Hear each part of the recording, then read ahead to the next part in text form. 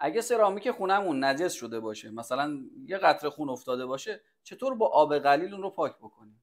اگر با آب کور، یعنی شلنگ آب رو وصل بکنیم به آب شهری، یک بار اونجا بگیریم اون یه پاک میشه. حالا چطور با آب قلیل این کار رو انجام بدیم؟ یا پارچ آب بیاریم و اون رو پاک بکنیم. با من همراه باشید. فرضاً این چند قطره خونه که افتاده رو سرامیک یا جایی که حالا گفتن این آب به سختی نفوذ میکنه، چطور اون رو ما پاک بکنیم با آب قلیل؟ اول با یه دستمالی عین نجاست رو از بین میبریم، این رو جمع میکنیم. حالا دستمال رو بعدا باید شسته بشه ها. بعد اون محلی که خون بود اونجا آروم آب میریزیم و آب جاری بشه به همین راحتی.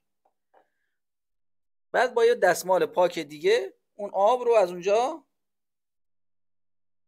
جمع میکنیم به همین راحتی. اون قسمتی که نجس شده بود پاک میشه.